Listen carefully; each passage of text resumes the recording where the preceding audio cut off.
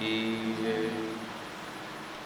कहे श्री मामती हूँ गाँव मोहरे थई, पन विमुख विदो बीती सहु माय नर नार। धाम माय धनी ऊँचू अमे ऊँचू के मंजोई सो, पहुँच से पौड़ा परातम मंजार। परातम मंजार। बोलो श्री प्राणनाथ प्यारे की जय। कहे श्री मामती हूँ गाँव मोहरे थई, पन विमुख विदो बीती सहु माय नर नार। धाम माय धनी हूँ मैं अमे ऊँचू के मंजोई सो, पहुँच से पौड़ा परातम मंजार। पहुँच से पौड़ा परातम मंजार। बोलो श्री प्राणनाथ प्यारे की जय। प्रणाम सुंदर साथ जी, प्रणाम। सबको म्यूट बोलते बोलते मैं स्वयं भी म्यूट में बैठा। सविता दीदी को बहुत बहुत धन्यवाद वाणी गायन में। अब हम चलते हैं। करनी तुम्हारी मेरी मैं तौली, जैसे सत असत हो धनी मेरे एति है तफावत, हो धनी मेरे एति है तफावत। प्रकरण 41। तो हमने विरह का प्रकरण श्रवण मनन निधिध्यासन करके पार लगाए। जो प्रसंग हम लगभग श्री कृष्ण प्रेमी धर्मावलंबी तारतम सुंदर साथ ने रोज दिन में उसको पाठ करने का नियम है, और कोई कष्ट पड़े उसके निवारण के लिए ही नहीं, ये एक भक्ति का चिन्ह है, एक लक्षण है। किस तरह रोज पाठ करने से संसार में कोई भी शारीरिक कष्ट भी, एक्सरसाइज वगैरह जो है, जब हम डेली करते हैं तो उससे हमारा शरीर स्वस्थ रहता है, रोग आक्रमण नहीं करता है। इसी तरह चाहे सुख में हो चाहे दुख में हो, राज्य से प्रार्थना करने के लिए हमें राजी महाराज ने, महामती प्राण जी ने भरमार शब्द दिए हैं, प्रसंग दिए हैं। तो अब हम अपने अनुभूति के लिए स्वयं इस चीज़ को प्रैक्टिकल अपने जीवन में उतारना होगा, उसी भाव में उतरना होगा, जीवन में उतारना होगा, उसी भाव में उतरना होगा, तब जाकर के कुछ इसका लज्जत मिलेगा। अब प्रसंग चेंज हो गया है, अर्थात प्रकरण चेंज हो रहा है। प्रकरण 41 भाव है करनी तुम्हारी मेरी मैं तौली। अब ये प्रकरण पूरा सुंदर साथ जी 16 चौपाई का ये प्रकरण है। इसमें मेन धरोहर विचार है अहंकार को किस तरह से नष्ट करें। अपने अहम जो वृत्ति है, संसार का रंग जो है, किस तरह से आत्मा पवित्र हो सकती है, किस तरह से निर्मल बना सकते हैं हम अपने आप को, इसका उपाय इस प्रकरण में बताया है। और प्राय बहुत जगह इस तरह का प्रसंग आता ही है सुंदर साथ जी। और परमात्मा के पास पहुंचने का ज्ञान मार्ग का है, अपने आप को विवेचन करते स्व आत्मा में स्थापित होने की बात ज्ञान मार्ग कहते हैं। और कर्मयोगी जो भी अपने गुणांग इंद्रियों द्वारा कर्म होता है, बिना फल, बिना कोई फल इच्छा, यानी फल इच्छा रहित होकर के कर्म करने की एक सुगंध शोभा, उसको सब कुछ मानते हैं। उसी में से अहंकार नष्ट का भाव रखते हैं कर्मयोगी। ज्ञान योगी स्व में स्थापित हुए तो वहाँ कहाँ अहंकार, कोई विकार नहीं है इस तरह से। और भक्ति मार्ग में कोई जगह ही नहीं देते हैं कि अपना कुछ हो। जिस चीज़ को हम अपना माने तो विकार, सब कुछ हमने परमात्मा को अर्पित कर दिया, उसमें अहंकार भी तो अर्पित हो गया। इस तरह से एक थ्योरेटिकल व्याख्या बहुत शास्त्रों में मिलता है।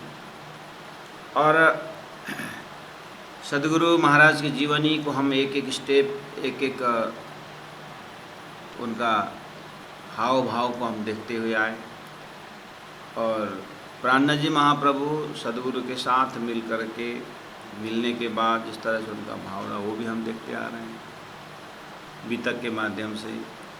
तो ये प्रकरण में उसी वितक के प्रसंग में सदगुरु के साथ इंद्रावती आत्मा की कैसी भावना रहती थी, यह अकेला सदगुरु महाराज श्री राज जी के साथ किस तरह से बातें करते थे, इन चीज़ों को हम, इन प्रसंगों को हम अपने अंतरात्मा में छुपा के रखना होगा। सुंदर साथ जी, ये चौपाई बहुत सिंपल है, बहुत ही सिंपल है और सिंपली कठिन है, बहुत ही सरल से कठिन चौपाई है। शब्दार्थ कोई जो समझ नहीं पाए ऐसा नहीं है, लेकिन इस सांचा में चलना जीवन बहुत कठिन है। हम इस प्रकरण को पढ़ेंगे और इसकी व्याख्या भी करेंगे, शब्दार्थ भी देखेंगे, लेकिन सुंदर साथ जी आग्रह है कि चौपाई समझ में आ गया करके छोड़ना नहीं है। समझ में आया तो बहुत अच्छी बात है, क्यों, बहुत समय बच गया, बहुत समय बच गया। किस में बचा, शब्दार्थ में टेंशन नहीं, और कोई उदाहरण ऐसा कठिन नहीं कि पूरा शास्त्र उलट के देखना पड़े, ऐसा उदाहरण भी पेश नहीं किए, तो समय बचा ना। बस हल्का अपने हृदय को रखते हुए सदगुरु देवचंद्र जी महाराज को आप याद करिए, महामती प्राणनाथ जी को याद करिए, इंद्रावती आत्मा को याद करिए, सुंदर साथ जी को संबोधन करते हैं, उपदेश देते हैं। आप हम भी अपने जो छोटे को स्नेह देते हैं, सलाह देते हैं, और बड़ों के ऊपर श्रद्धा रखते हैं, विश्वास रखते हैं। हमारा भी दिनचर्या निर्मल है, पवित्र है। सुंदर साथ जी, ये वो प्रकरण है, आप वहाँ खड़े होकर के इस चीज़ को, ये प्रसंग को देखना। महामती प्राणनाथ जी सैद्धांतिक विषय में कहते हैं, श्री राज जी महाराज तो अष्टप्रहर लीला में हैं और अक्षर ब्रह्म खेल बनाने में मस्त हैं। ये अक्षरानी क्या करती है, अक्षर की अलादीनी शक्ति क्या करती है, एक जगह इस तरह से प्रसंग निकालते। सुंदर साथ जी, हमें भी सब ठीक है, गुणांग इंद्रिय अपना काम कर रहा है, संसार में है, लेकिन अकेला बैठेंगे कहीं भी, चाहे यात्रा में हो, चाहे ध्यान में हो, चाहे कोई भी काम करते हो, कहीं फुर्सत तो रहता है ना अकेले। उस समय में हमारा मन कहाँ कहाँ भागता है। ऐसे समय में सदगुरु महाराज किस तरह से प्रार्थना करते थे, राज जी से कैसे बात करते थे, इन मोमिनों की बात, ब्रह्म सृष्टि, श्री प्राणनाथ जी महाप्रभु, इंद्रावती आत्मा, कम से कम ये दो महान आत्मा सुंदरबाई इंद्रावती का रूटीन को अगर हम फॉलो करेंगे तो उसमें हम अगर थोड़ा सा रुक करके चिंतन करें तो हमारा रूटीन बहुत फर्क पड़ता होगा। इसीलिए एकांत बैठक में सुंदरबाई श्री राज जी महाराज से कहती है करनी तुम्हारी मेरी मैं तौली। ये करनी मतलब कर्म, हेरा जी महाराज, आपकी और मेरी, मैं तौली, मैंने तुलना करके देखा, मैंने उसको कंपेयर करके देखा। जैसे सत असत, मेरा करनी भरनी सब असत है, आपका सत है, बस मुझे तो ये दिखाई दी। वो धनी मेरे एति है तफावत, तफावत का मतलब डिफरेंस, फर्क।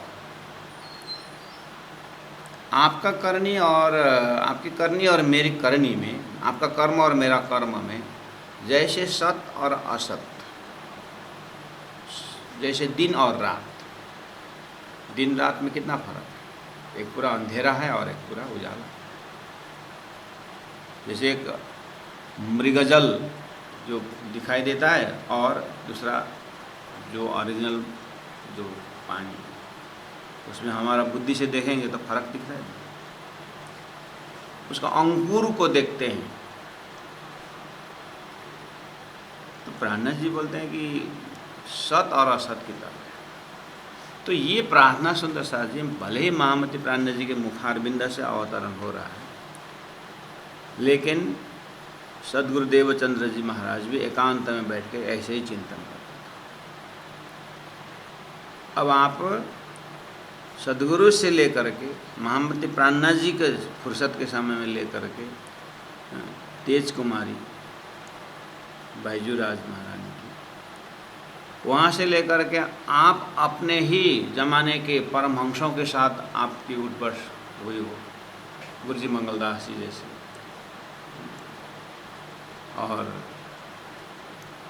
जुगलदास महाराज जी जैसे, राम रतन दास जी महाराज जी जैसे, हमारे ज़माने के एकदम पहुँचे हुए संत महापुरुष। ये जो प्राणनाथ जी की वाणी जो है, इन सब आत्माओं ने इसको देख करके, पढ़ करके, मनन करके उन्होंने अपने जीवन को संभाला है, और हम भी उसी ट्रैक के। यहाँ कोई गृहस्थी, कोई संत, कोई सब कुछ लेन देन, परम धाम की ब्रह्म आत्माओं का रूटीन की बात है।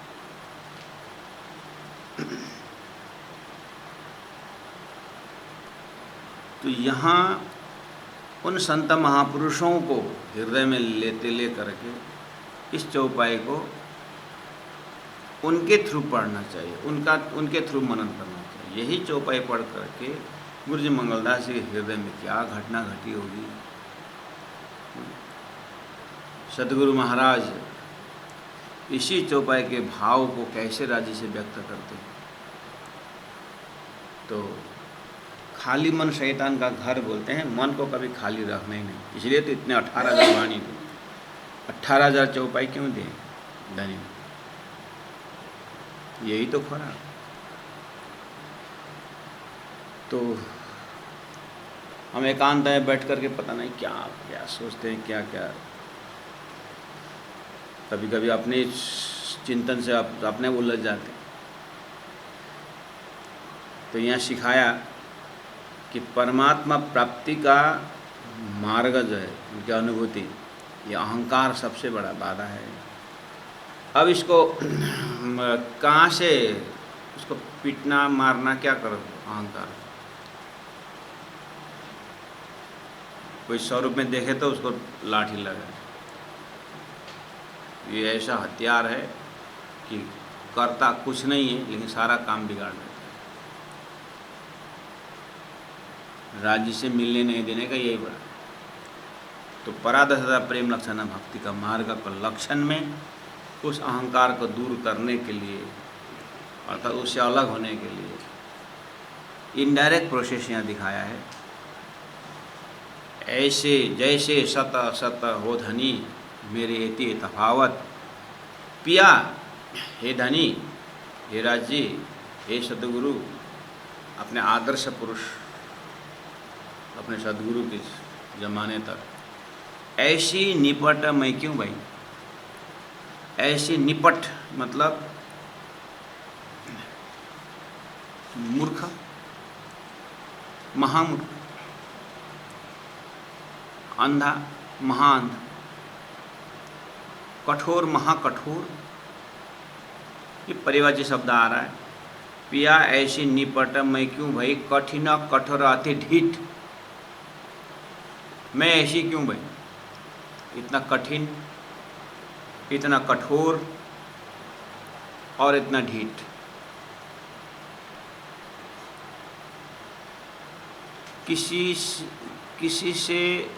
किसी का उपदेश नहीं सुनने वाला, जिसका हृदय कठिन है,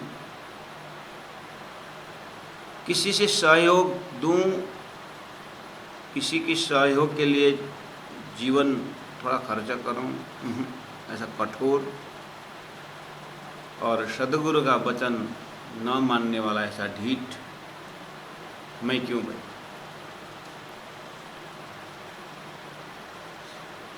श्री धामधनी पहचान के फेरे फेरे देता मैं पीठ, तारतम ने कोई कमी तो नहीं रखी कि धामधनी कौन है, क्या संबंध है उनके हमारे बीच में, आत्मा के साथ परमात्मा का क्या संबंध है। तारतम ने कहीं कमी तो नहीं रखी, सद्गुरु ने कहीं कमी तो नहीं रखी, प्राणनाथ जी ने कहीं कमी तो नहीं रखी। हम सब जानते हैं, लेकिन ये सब जानबूझ करके फेरा फेरा देते मैं पीठ, बार बार मैं उस प्रसंग में मैं बिल्कुल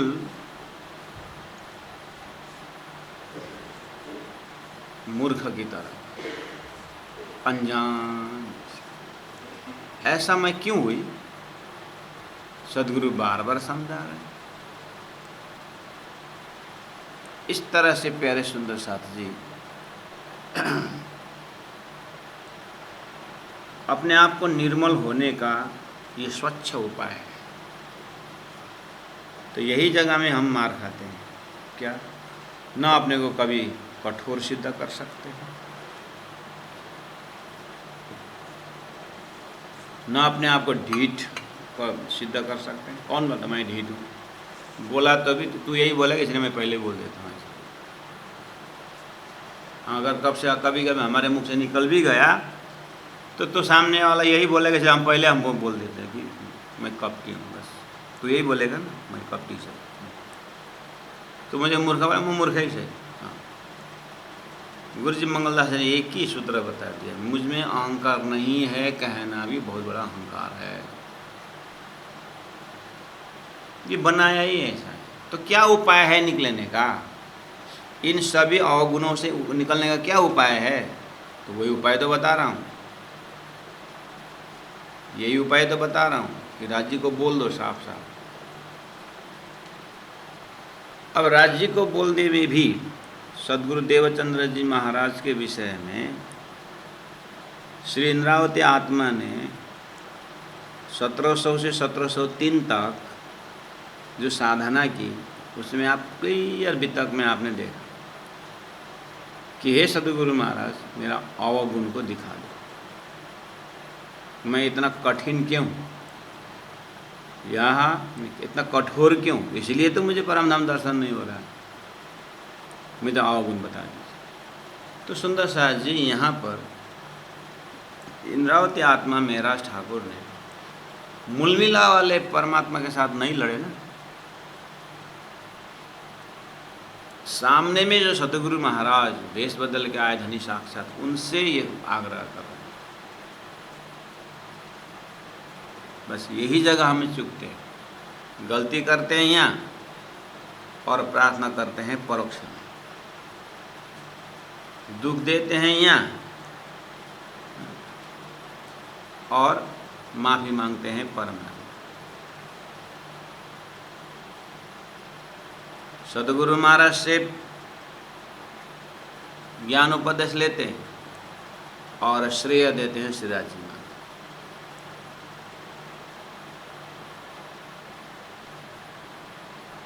वो हे सद्गुरु महाराज मेरा मेरा अवगुण मुझे दिखा दो। ये किन से प्रार्थना है?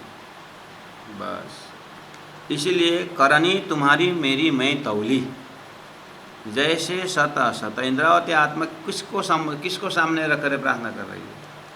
अगर ये इंद्रावती के मुखारबिंद से निकल रही है तो इंद्रावती के हृदय देखना हो तो प्यारे सुंदर साथ जी, सतगुरु के प्रति ये भावना, सतगुरु को सामने में रख करके और गुणगान गाना भी होना। सुंदर साथ जी किसी को तो नॉर्मली संसार का धर्म क्या बताता है? वो शरीर छूटने के बाद गुणगान गाता है। शरीर होते हुए हम उनकी महिमा गा सके, शरीर होते होते ही माता पिता को खीर खिला सके तो लज्जत बहुत बढ़िया। लेकिन मरने के बाद पिंड के नाम पर खीर का पिंड बना करके देने से कुछ नहीं होता। माँ बाप तो बेचारे ठंडी में कंबल के बिना ठंडी के कारण मर गए। अब उनका 13 दिन के काम में ब्राह्मण को 1 दर्जन ब्लैंकेट दान देते माता पिता के नाम। इस चीज़ को आपने अनुभव की है कि हम प्रत्यक्ष मानव सेवा, नारायण सेवा तो नर सेवा तो नारायण सेवा, मानते कि नहीं? तो जब सेवा के विषय में यही प्रत्यक्ष, प्राणा जी ने कहा कि साक्षात नहीं सेवा कीजिए हृदय राखे जो मर्म बोले, साक्षात को सेवा। और हम भूख लगती है तो कल्पना करने से भूख नहीं मिलती, भोजन प्रैक्टिकल खाना पड़ेगा। प्यास लगी है तो प्रैक्टिकल पानी पीना पड़ेगा। और हर चीज़ तो फिर ये करनी तुम्हारी मैं मेरी मैं तौली, जैसे सत असत करके मूल मिलावा में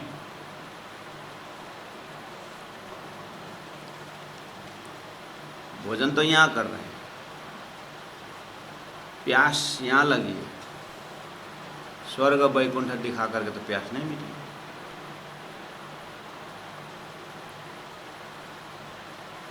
तो आगे जितने भी महापुरुष हुए उन लोगों ने इन शब्दों से प्रार्थना करनी भी पड़ी तो अपने प्रत्यक्ष सामने जो सद्गुरु रहे उनसे की।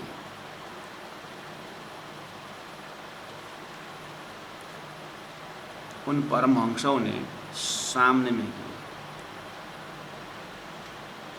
जैसे सता मुख से बोलने की जरूरत नहीं, समझ प्रत्यक्ष होना चाहिए।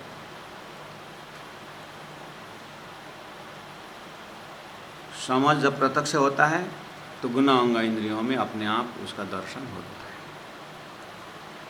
पिया ऐसी निपट मैं क्यों भई, कठिन कठोर अति ढीठ, श्री धाम धनी पहचान के फिर देता मैं पीठ। अब इसी को मॉडर्न प्रार्थना, पिया मैं ऐसी ज्ञानी समझदार और ऐसा कोमल भावुक, ऐसे आज्ञा को पालन करने वाला, और आपसे पहचान हो गया उसके बाद तो मैं बार बार याद करता हूँ। ऐसा कोई प्रार्थना है? अपना गुणों को व्याख्या करके कोई प्रार्थना होता है? बस यही है, अपने गुणों को व्याख्या करके प्रार्थना करना होगा। सही गुण हो, सही हो कर रहे हैं, ठीक है, ये सब होना ही चाहिए। लेकिन वो सद्गुण को प्रार्थना बना करके परमात्मा के पास जाने से, जैसे हम जितने आगे जाते हैं छाया आगे जाता है ना, ऐसे परमात्मा दूर होते हैं। वी आर राइट, हम जो बोल रहे हैं सही बोल रहे हैं, ठीक है, बस वही तो अहंकार है। हम हमारे दिमाग से सही बोल रहे हैं, परमात्मा के दिमाग में सही है कि नहीं कैसे जाना? सदगुरु की समझ में सही है कि नहीं कैसे जाना? ये आँख जो है ना चारों ओर दिखता है, लेकिन आँख अपने आप को नहीं दिखता।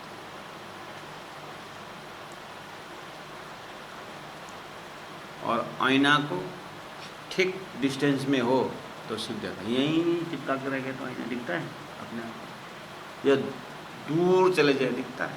नहीं दिखता है।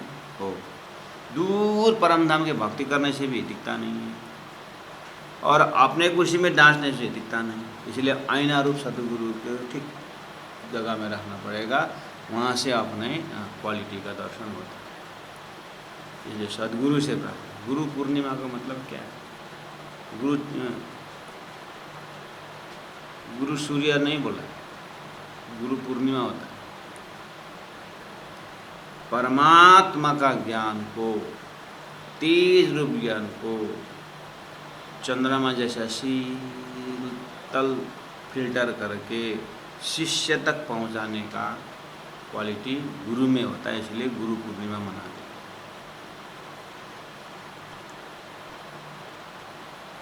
तो यहाँ प्रार्थना जो हो रहा है,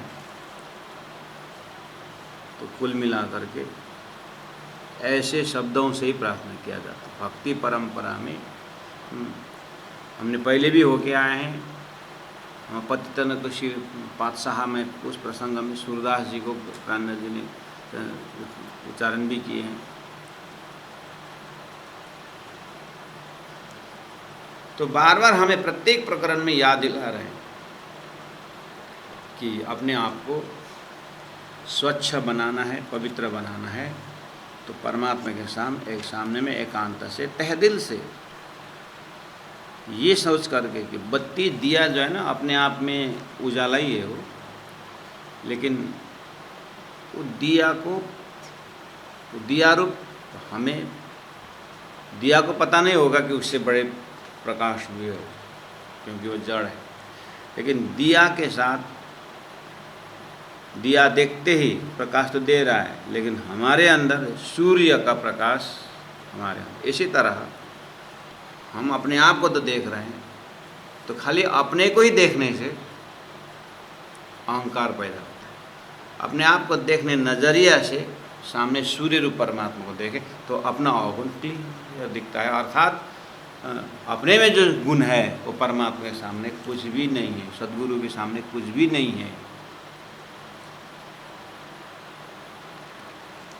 इस ज्ञान के प्रकाश से अपना थोड़ा बहुत अज्ञान में जो अहंकार आ भी गया अपने कर्मों में, अपने भक्ति में, अपने ज्ञान में, तो सूर्य का प्रकाश जैसा राज्य का समझ उसका भस्म कर देता है। धरती का गुण है, आएगा, असर करेगा, लेकिन असर लंबा समय नहीं रहेगा। तो बार बार इस तरह से चिंतन करने से राजी महाराज कृपा करेंगे। 3 नंबर चौपाई कह रहे, अंदर पद उड़ाई। हे राजी महाराज, तू भी न बदल यहाँ, अंदर पर्दा उड़ाई। इंद्रावती आत्मा सदगुरु के साथ, अभी तक के प्रसंग से देखो, सदगुरु सामने में बैठे, इंद्रावती आत्मा सामने में बैठे। अब बात दोनों को बातों के पीछे बोल, हे सदगुरु महाराज, अंदर पर्दा तो आपने उड़ा दिया कि तो इंद्रावती आत्मा धाम की बोले, और संसार इस तरह से ना, कोई भी मतलब संसार असत होना, परमात्मा सत होना, इस कोई भी चीज़ें बाकी नहीं रहे। ज्ञान के दृष्टि से तो कुछ भी बाकी नहीं, अंदर पर्दा उड़ाए। और आप और मेरे बीच में क्या संबंध है वो भी आपने बताया। इंद्रावती और सदगुरु के सामने में रख कर बोलना। प्राणनाथ जी इंद्रावती आत्मा के तारतम्य ज्ञान से हम बातचीत करने वाले, हम भी तो कुछ न कुछ तो जानते हैं ना, कुछ न कुछ समझ में तो है ना। तो अंदर पर्दा उड़ाए या तो देख रहे हैं। हमें अपने कर्तव्य को मालूम है। माता पिता एकदम प्रैक्टिकल रूप में आइए तो माता पिता को सेवा करना हम जानते ही हैं, पता ही है। रोगी का रोग पता ही है, गरीब को कोई मजाक करना ये अच्छा नहीं है। हमारे पास कितने ज्ञान है।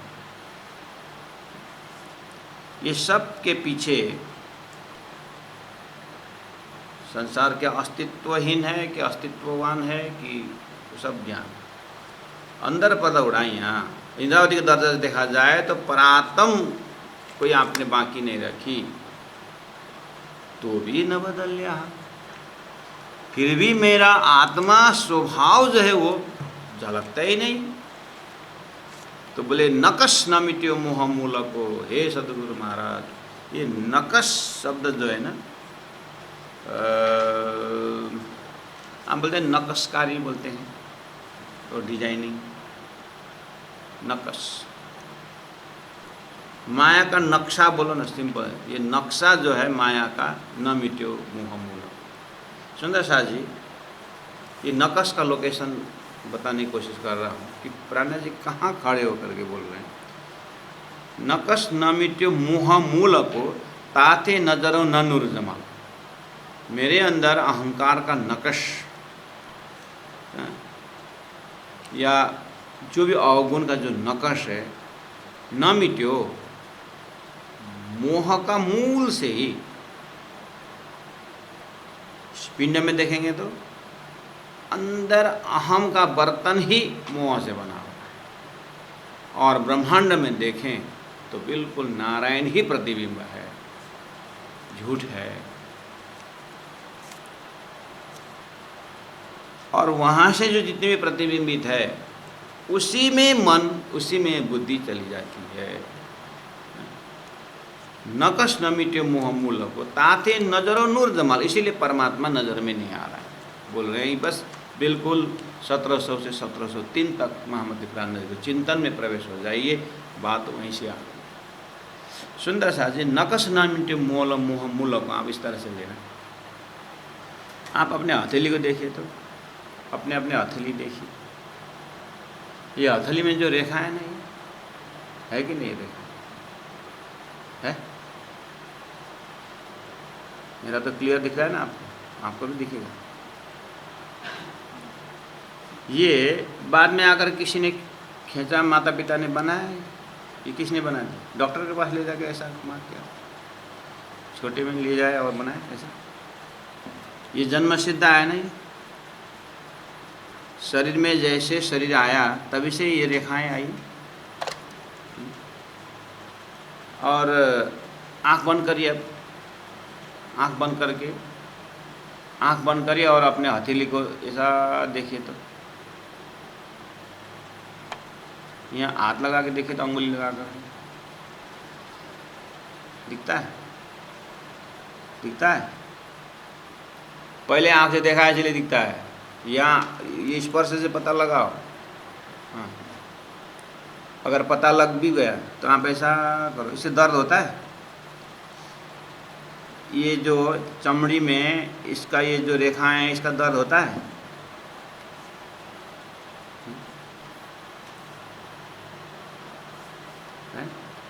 ये जन्म सिद्ध ले आया नहीं, और ये कब तक रहेगा?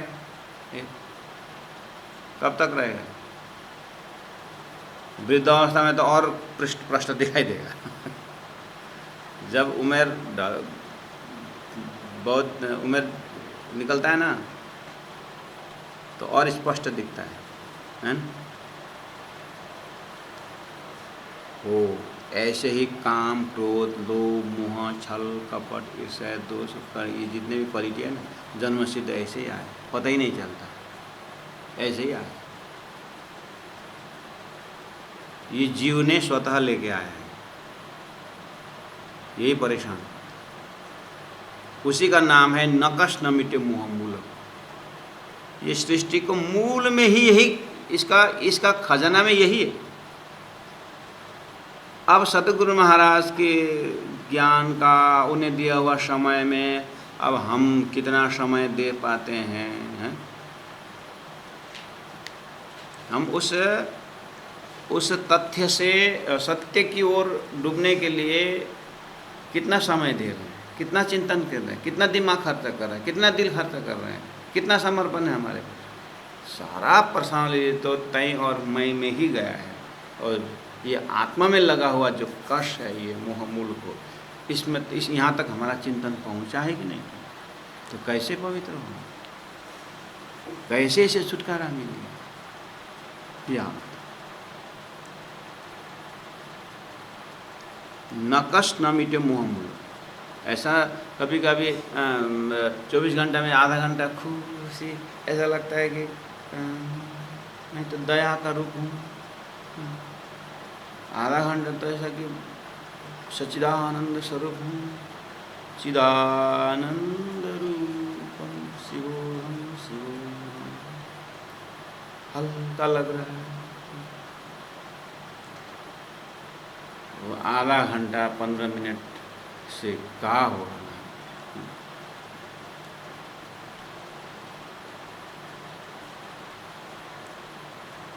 सदगुरु महाराज महामति प्राणनाथ जी जैसे व्यक्तित्व, परमहंस बुद्धिमंगल जी जैसे व्यक्तित्व पूरा आत्मचिंतन में रहते समय इन्हीं क्वालिटियों को पार करते हुए राज्य के साथ आमने सामने होने का प्रयास करें। भाषा यही है, और समझ का जो दर्जा है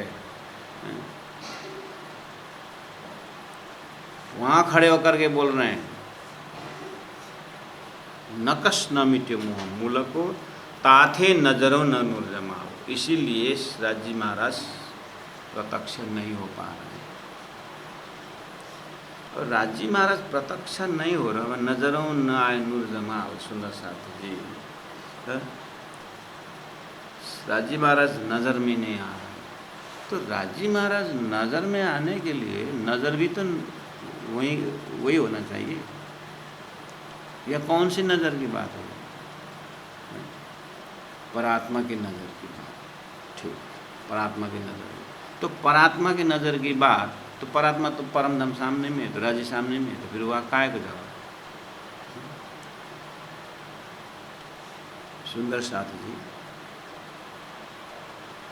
तो भी नजर ताथे नजर नूर जमाल, ये चीज़ जो है ना, नूर जमाल अक्षरातीत राजी महाराज सदगुरु रूप में आ चुके हैं। सदगुरु के अंदर राज्य की शक्ति, राज्य का सत्ता देख नहीं पाना ही ये मोहमूल के कारण नहीं देखा है।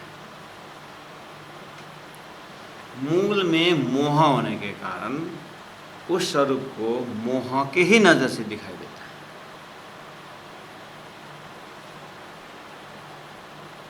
लेकिन अंदर पर्दा उड़ाए, अंदर पर्दा उड़ाई। गुरु साक्षात परम ब्रह्म तस्मै श्री गुरुवे नमः, अंदर पर्दा उड़ाई, जानते हैं। लेकिन जानते हैं, लेकिन उस दर्जा से वो चिंतन उसी चरण में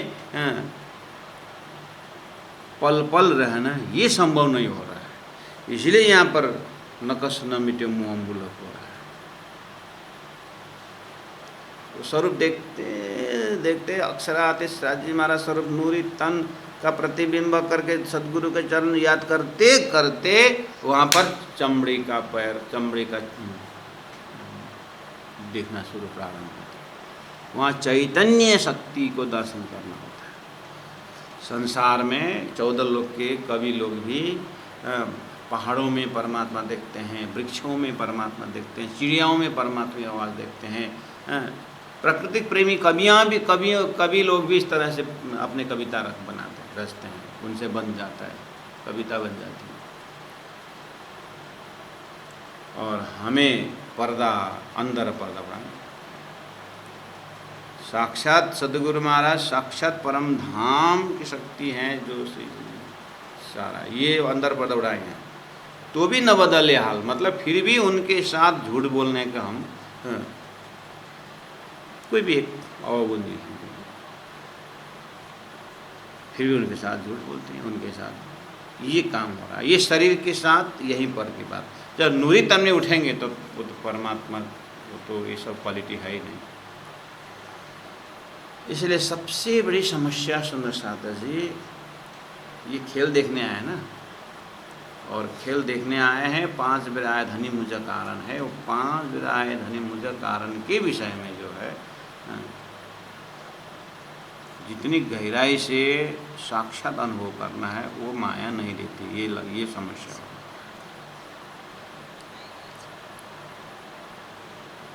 बोलते हैं चरण नंबर 4 में, इन इंद्रियों की मैं क्या कहूँ। ये तो अवगुण को ही काया। इन इंद्रियों में क्या है, 5 ज्ञानेंद्रिय, 5 कर्मेंद्रिय, 4 अंतस्करण, ये सब फॉरेन पार्टिकल है, आत्मा से बिल्कुल अलग इनका बिगिनिंग है प्रकृति से। इनको मैं क्या, ये तो अवगुण को ही कहा है, तो नाशवंत है, अवगुण है।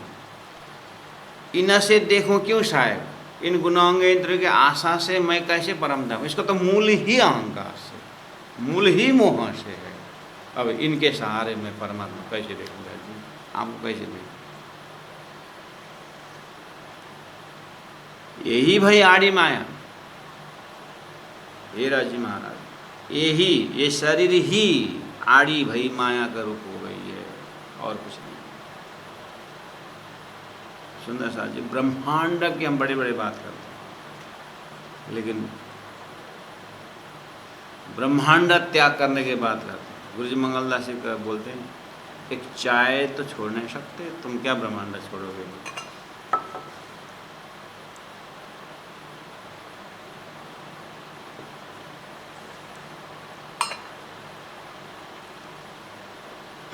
एक चाय नहीं छोड़ सकते, एक मिर्ची छोड़ नहीं सकते, छोड़ना नहीं। सुंदर सा जी, कोरोना न करो, कोरोना काल में तो हरा मिर्च बहुत लाभदायक। संत महापुरुष थोड़ा सा उदाहरण देते हैं, इस संसार के छोटी छोटी बातों छोड़ नहीं सकते। झूठ न छोड़ा, मोह न छोड़ा, सत्य वचन क्यों छोड़ दिया तूने, नाम जपन क्यों छोड़ दिया।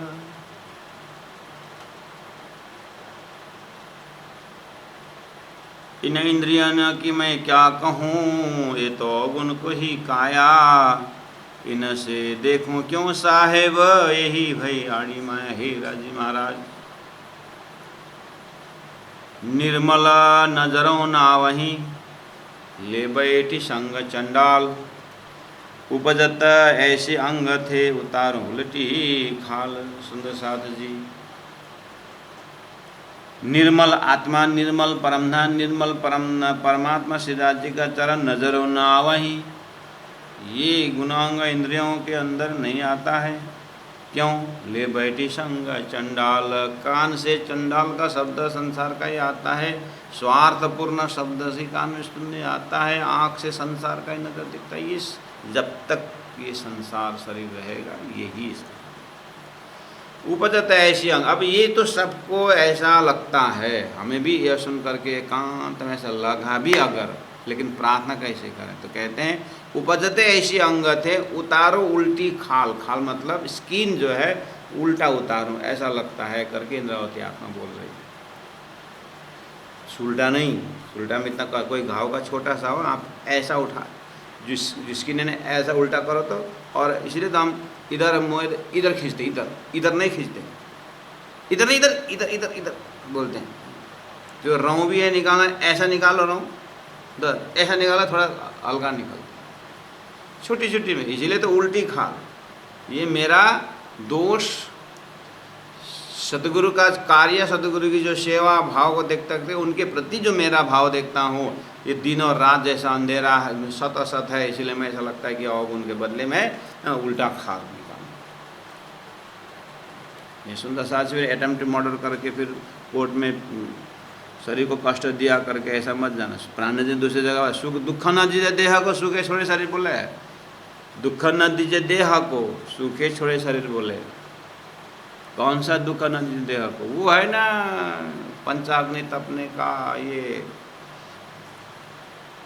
तो प्रैक्टिकल करने वाला है, तो प्रैक्टिकल नहीं करने का, यहाँ प्रैक्टिकल ही करने का है, भावना से देखने का है कि इस शरीर को ऐसा लगता है कि सब अंग उपजते ऐसी अंग थे, अंतस्करण में अंग थे, अंतस्करण में ऐसा आता है कि उतारो उल्टी खाल और क्या करूं, सब अंग काट चीरा करूं, एक एक अंग को मैं काट करके टुकड़ा कर दूं, उतना ही नहीं, माहे भरूं मिर्च और लून, उसके अंदर मिर्ची और नमक डाल दूं, एक बार नहीं कई कोट बार ऐसे करो तो भी न छूटे एक खून। फिर भी ये जो माया का जो खून है, जो खून में लगा हुआ है, जो है ये माया का खून, ये छूटता नहीं है। सुंदर साथ जी, थोड़ा कठिन नहीं लगा? हम जिस ढंग से जी रहे हैं, हमारा हम जो भक्ति नाम ले रहे हैं ना, हम सुबह उठ के ध्यान करते हैं, राज्य को आरती करते हैं और सब सुंदर सा प्रणाम बोलते हैं, हाँ, और एक आपस में प्रेम रखते हैं। अब तो लगभग 7 घाट पार करके मूल मिला के उसे रंगमल में चढ़ने जैसे लगता होगा ना अपने भक्ति को देखते हुए। लेकिन यहाँ प्राणनाथ जी तो बहुत कठिन व्यक्त कर रहे हैं, मार्ग बहुत कठिन बता रहे हैं। देखिए तो सब अंग काट चिरा करो, माहे भरूं मिर्च और लून, कोट बर ऐसे करो तो भी न छूटे खून। इसका मतलब ये अहंकार, जो काम क्रोध लोभ मोह, जो गुना अंग में जो भरा हुआ है, इतना आसान से छूटने वाला नहीं है। ये कठिनाई दिखा रहा है। और हम आराम से 2-4 भजन गाए और 2-4 वाणी पढ़े, और जिसे धनी ने कहा 100 वर्ष रहो साथ में, धनी अनुभव 100 बेर, मूल अंकुर दय विनय लेकर में डाले अंदर। ये इतना आसान नहीं है।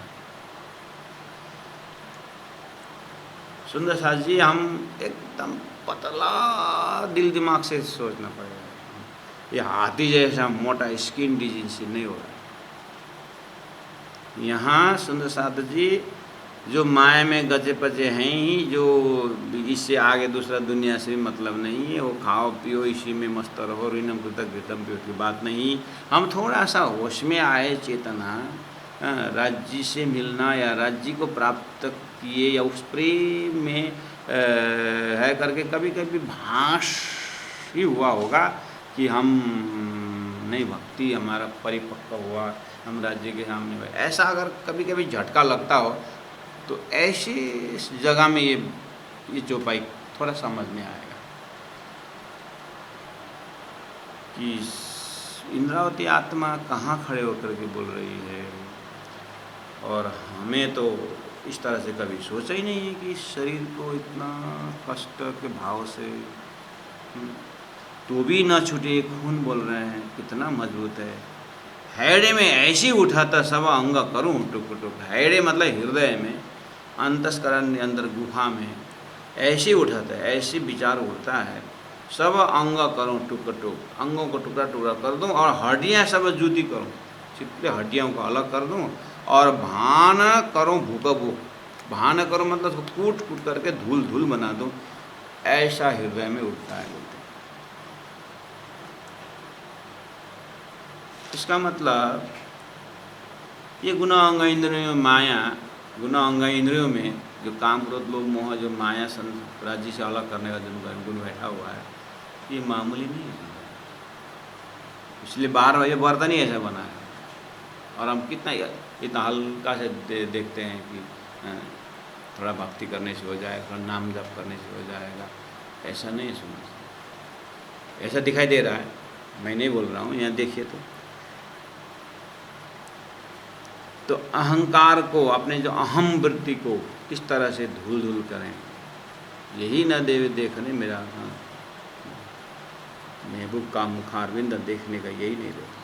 हैड़े में ऐसी उठाता सब अंग करूं टुक टुक, हड्डियाँ सब जुदी करूं, भान करूं भूक भूक, सब धूल धूल कर दूं, ऐसा लगता है।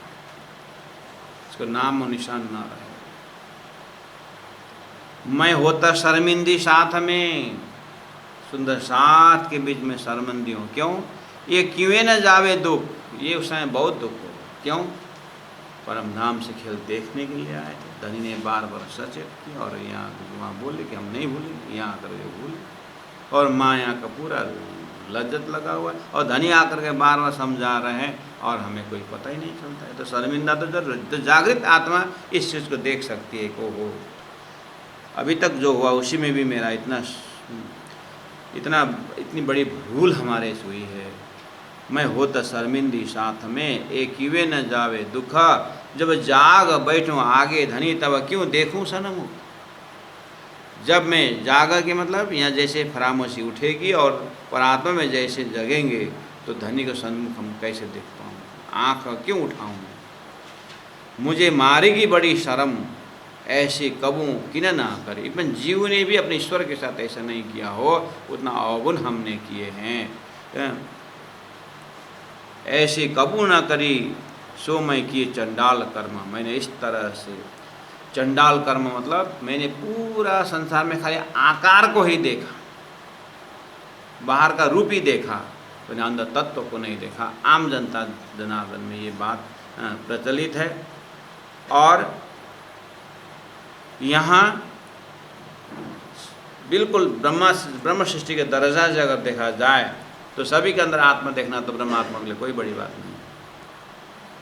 लेकिन उन आत्माओं के मालिक अक्षराधिक परब्रह्म परमात्मा को, सद्गुरु को, परम धाम का स्वरूप देखना खाली चंडाल स्वरूप, चमड़ी का स्वरूप ही दिखता है। ऐसे कबू ना करी सो मैं किए चंडाल कर्म। अब क्या करूं, रोम रोम कई कोटा गुना, ऐसी मैं गुनेगार, ये तो कही मैं गिनती पर गुने गुनाही सुमार। राश्यमा जी उतना करते करते आए, फिर करे रोम रोम कई कोटा गुण। एक एक रोम आप निकालिए और एक रोम पूरा शरीर में 7 करोड़ रोम होता है। एक शरीर में 7 करोड़ रोम को रोम रोम कोई कोट अवगुण, एक एक रोम में करोड़ों अवगुण लटकाइए। ऐसे मैं गुनेगार, मैं परमात्मा के सामने इतने गुनेगार हूँ, ये तो कहीं मैं गिनती। बोलते हैं ये जो मैंने रोम और उतना तो मैंने गिनती की, पर गुने को ना ही शुमार। लेकिन मेरे में कितने गुनाह हैं इसका कोई हिसाब नहीं। क्यों? धनी अखंड परम धाम से राजी महाराज का प्रेम अखंड होने के कारण इतनी सी भी अखंड हो जाता है। और हमारे परात्म सुरत परम धाम भूल करके संसार में जितने भी व्याख्या करे झूठा ही है संसार, इसलिए हमारा अवगुण अपरम अपार। ये कभी बोल करके भोग करके यह अवगुण दूर हो नहीं सकता है। अब एक ही उपाय है, धनी की मेहर, धनी की कृपा अगर उठाए तो उठाए, मेरे से अब कुछ होने वाला नहीं। इस तरह से इंद्रावती आत्मा सिखा रही है। क्या बोलूँ अब, ये तो उन्होंने क्या सिखा, दानी ने उनके मुखारबिंद से उतार करके हमें ज्ञान दे रहे हैं। स्वयं इंद्रावती तो मस्त लज्जत ले रही हो, तो उनको तो आपने सामने प्रार्थना हो रही है और बता रहे। और ये अभी जैसे चौपाई उतरी ऐसा नहीं है, अभी ऐसा हो ऐसा नहीं, ये तो अनुभव कर ही रही है। लेकिन वो तत्कालीन समय में उनके साधना का समय जब चल रहा था, उसी समय में उनका ये भाव अंदर से सद्गुरु के प्रति, राज्य के प्रति होता था। इस तरह से महापुरुषों ने उस चीज़ को प्रत्यक्ष देख करके आज हमारे बीच इतने संत महापुरुष परमहंस लोग जो हुए, इन्हीं चीज़ को अपने जीवन में घटा करके, रो करके, तड़प करके, धनी की कृपा उनके ऊपर हुई है सुंदर सा। इसीलिए बच्चा भी रोए बिना तो माँ दूध नहीं पिलाती। इस तरह ये आत्माओं का थोड़ा सा हमारा हृदय द्रवित गलितगात हुए बिना राज्य की प्रेम को लज्जत नहीं होता है। जितना बन सके हम भी शांत चित्त से, बिल्कुल एकांत में, अनेक बात सोचने से अच्छा ये वाणी पढ़ करके अपने आप को देखने के प्रयास करें। रोम रोमा कई कोटा गुना, ऐसी मैं गुनेगार, ये तो कही मैं गिनती, पर गुने को नहीं पार, पर गुने को नहीं पार। बोलो श्री प्राणनाथ प्यारे की, सद्गुरु महाराज की, तीनों पुरी धाम की, गुरु जी 108 मंगलदास जी महाराज की।